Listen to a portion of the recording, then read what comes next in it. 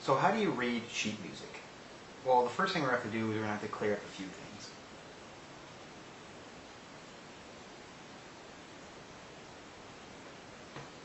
And first thing to clear up is, what are these two things? What are these two symbols? And what do they represent? Well, the first one here, this one is called the treble clef. The treble clef. And this one here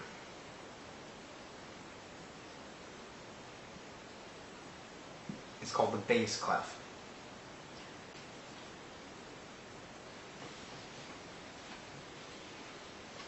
So what do these things represent?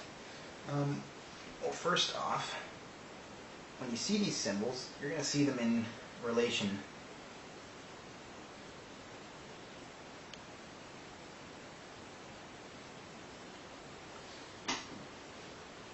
to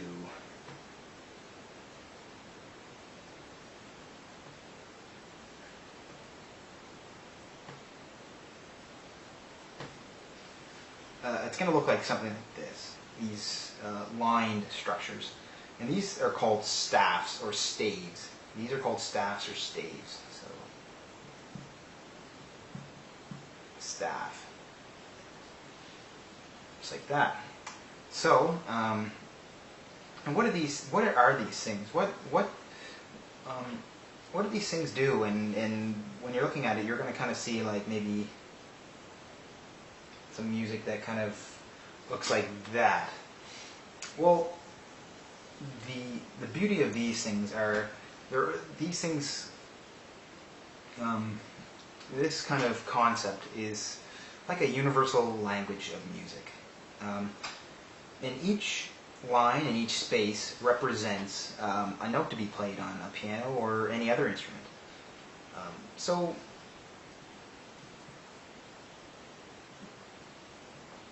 for instance, each in the treble clef,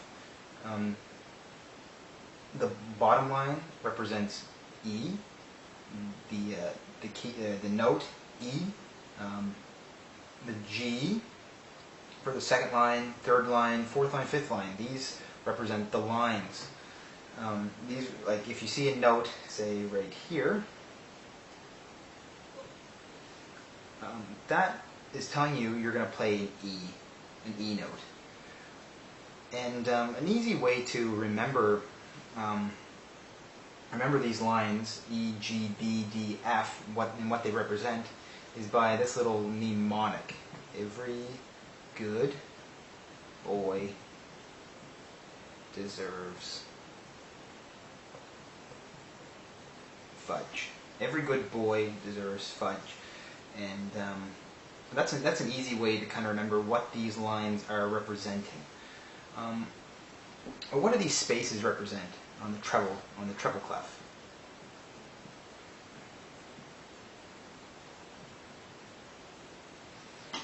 They represent, the first space represents F, and then the second A, third C, and fourth E.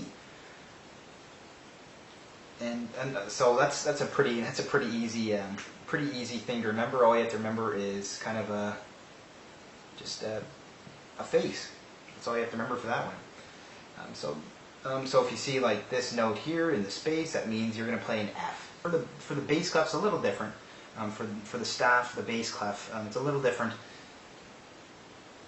slightly different.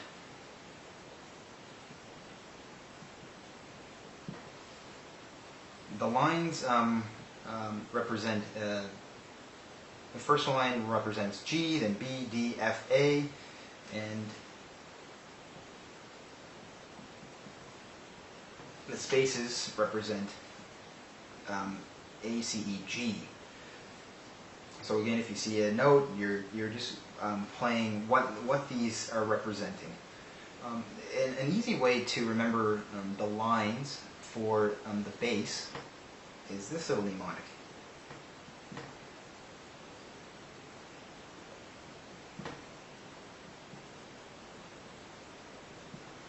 Green birds don't fly away.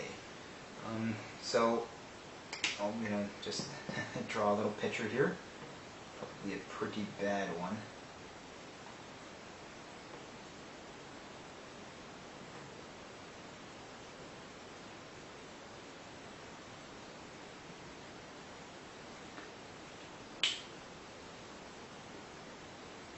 So just think about this. If you see a little green bird, just think green birds don't fly away. So that hopefully that'll help you with these lines here. In this one, there's probably a way to memorize this, but really you just remember ace, maybe like a card, ace, and then G, ace, G. And I find that helps quite a bit. So considering there's so many keys on a piano, you've got sharps, and you've got flats, and you've got all this stuff. Where do they come in? We're not even seeing these here. We're not even seeing a G sharp. Like, is it like kind of in between like a G and an A? Like, is it kind of like right here? Well, no. When you see the beginning of a staff, you might see something like that, like a notation like that. Well, that's telling you that every G in this staff is going to be sharped. So instead of playing a G, you're going to play a G sharp here if you see a note kind of in this space. If you see a note in this space, you're gonna say, oh, HG, oh, it's a G, and then, oh, this is it's showing a sharp notation, so I guess I'm going to play a G sharp instead. And then other times you might see maybe some kind of notation like this before a note.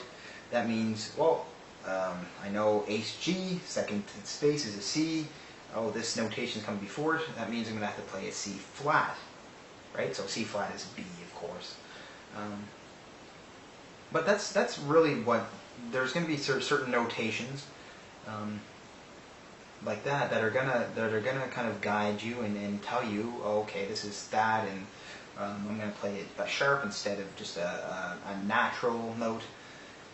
And and of course, before I shouldn't forget the natural note. So say if this is sharp at the beginning, I'm supposed to play. So say if it's the A's are sharped at the beginning of a staff, I get to this note here. It says A sharp. And then I keep going, I keep reading across the music, and I see this notation here. This notation represents a natural. So if the note comes after that notation, like that, that means I'm not just playing a natural, and in contrast to before where I played an A sharp. So all you have to do is just keep that in mind. But this doesn't really tell you exactly which F or which A sharp to play. So what are these things? What's the main purpose of a treble and a bass clef? And really, a treble clef is your right hand, bass clef is your left hand. But more importantly than that, where are these things split? Where it differentiates between a treble clef and a bass clef, and that little split is at middle C, the all-important middle C. And if you don't know what that is the fourth C up the piano. So if you just counted from each C, C, C, C, fourth C, okay, that's middle C. And now you can kind of get your bearings where you're supposed to play these now. So if you see this note here, you know, okay, every good boy deserves fudge. E, it's going to be the first E above middle C. See, it's pretty simple and pretty ingenious. We're going to go to the piano now, and I'm gonna actually show you some examples. So here's my little example for you guys, and we're at the piano here. So the first thing we're going to do is we're going to find middle C. So we go all the way down to the bottom of the piano, 1 C, 2 C, 3 C's, and 4. So we get to the 4th C. So we know that here's middle C, and now we know where we're at. So if we look here, the first thing we want to look at are the two staffs here. If there, are there any notations? Yes, there are. Here's a sharp and another sharp. So what are these representing? Well, again, using the mnemonic I taught you guys, every good boy deserves. So D's are sharped in the treble. You look down here, green birds don't. So D's are sharped in both staffs now. So if you look here, the first note I'm going to get you guys to play here is an E, right? And it's, since we're in the treble clef, it's the E above middle C. And I've got you guys playing two notes together. And again, this is a D sharp here. So I'm getting you guys to play an E and a D sharp with both your hands. Since I'm using my one hand to record, I can't do it. So that's supposed to be playing those two notes together. The next thing we're going to do here, we're going to see, okay, what's this representing? Well, here's an F right here, and here's an E. So this must be a D. So we, since all the D's are sharp, that's a D sharp with a right hand, since it's in the treble clef. So D sharp. So the D sharp above middle C. And what's this line here? You see I kind of added a line here. So if you do this, green birds don't fly away. Okay? So what's this though? What is this note? If you can use your other mnemonics I taught you, right? We've got don't fly away. So this is an F A. So we can use the face mnemonic, F A C. This is C. Well, which C is it? Remember, guys, remember what I said before, middle C kind of separates these. So this line here is actually representing middle C. So you actually want to play these two notes together. Again, with both hands instead of just, well, I'm just playing with one hand, but you guys would play with both hands. And the last little example here, I've got you guys playing the line below the treble clef, and this one down here. So what is this representing in the treble clef? Well, again, here's an E, but what would this be? You guessed it, that's a C. And what C would that be? That would be middle C, of course. So it kind of looks like they're not really the same note, but they are. These two are the same, but play with a different hand. So the line above the line above the bass clef is a C. The line below the treble clef is middle C too. So we know what this is. We know we're going to be playing middle C in the right hand. And now what's this note here? Again, using your mnemonic device, Ace G, you know that's an A. And you know that it's going to be the second A below middle C, because we know this one here is an A as well, right?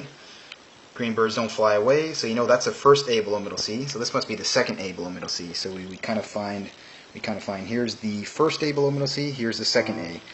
And then you play C with that A. And since I can't do it, you guys will have to. So I hope that helped you guys.